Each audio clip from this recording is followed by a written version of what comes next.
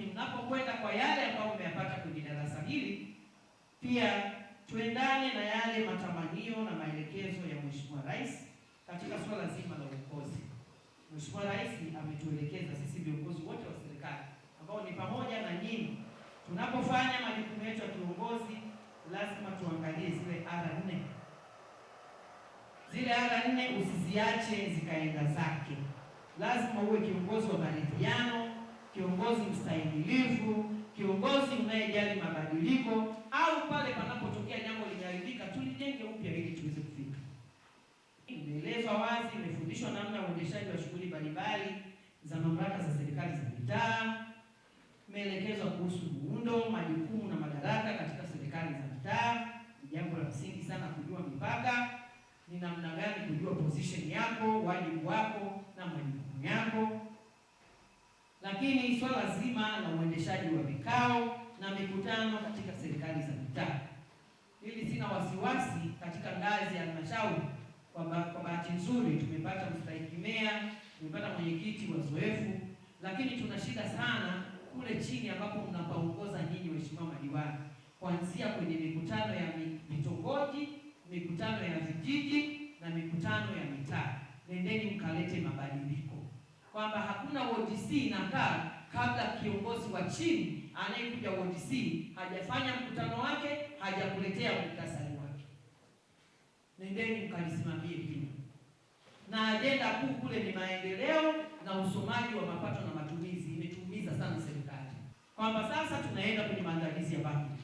Hakikisha bajeti yako ni bajeti jumuishi, bajeti ambayo ina mkono wa wananchi unaoongoza. Waanze kule chini kwenye vijiji, kwenye mitaa, wakaseme wanataka nini, wanaona ndio kero yao ili ufanye. Kwa hiyo pokea ile miradi, mapendekezo kutoka kwenye maeneo hayo.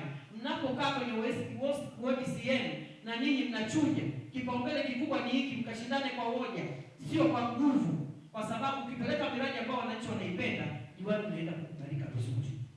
Kwa hiyo naomba sana kwenye hayo mambo msitembee na miradi kwenye makoti.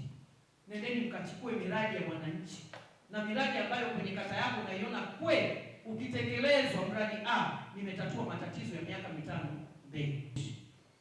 Lakini swala zima la usimamizi wa watumishi, mwende mkalisimamie kupitia sheria, kanuni na taratibu zilizoko. Sikahakikisha watumishi wetu wanakuwa waadilifu, wanafanya kazi kwa weledi, lakini wanafanya kazi kwa ubunifu badala ya kuja kuadhibu. Nendeni mkafanye umoja katika kata zenu, nendeni mkatengeneze umoja katika halmashauri zenu. Nikaone waheshimiwa madiwani mnaendeleza vita ya kutunza mazingira, vyanzo vya maji, lakini zoezi la upandaji miti ni hii Januari mpaka Aprili. Nataka kuona program kila kata, kushirikiana na wadau mbalimbali, tunaendelea kuifanya Singida iwe ya kijani. Lingine la msisitizo ni kwenda kuangalia namna ya mawasiliano. Jamani, katika jambo ambalo limetugombanisha viongozi ni mawasiliano. Una jambo lako useme. Ukija kwenye kikao umenuna, mwenyekiti wa halmashauri anisaidii, mkurugenzi anisaidii, mheshimiwa DC anisaidii. Sasa yeye ni mfalme njozi kwamba anaota kwenye kata yako kuna shida? Au unakuja siku ya kikao ndio unataka majibu hapo hapo kwenye kikao, na wakati unajua kuna kikao kinakuja. Kwa hiyo wewe kama pale kwenye kata yako kuna shida, mapema tena weka kwa maandishi ili ya kulini. Mpelekee mwenyekiti, mpelekee mkurugenzi.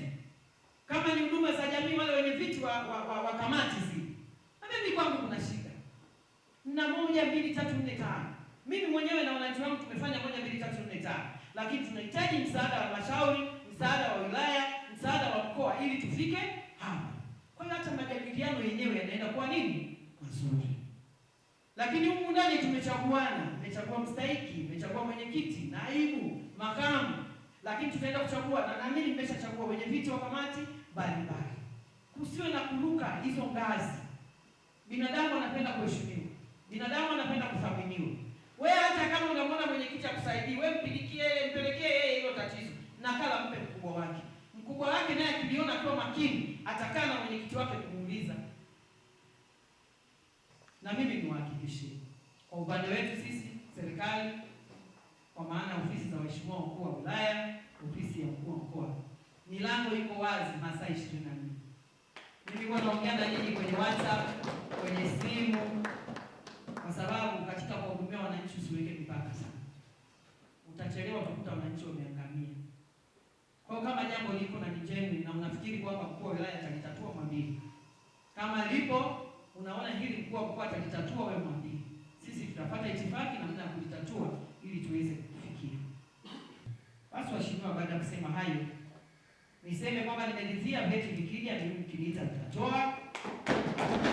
Lakini na mimi zawadi nitaleta ya kitini hicho mkifanyie kazi, na zawadi za mashindano nitakuwa naandaa mimi mwenyewe, na mashindano yataenda mkoa mzima, na yule aliyeshinda tunaenda kumtembelea kwenye kata yake tukamtie shime.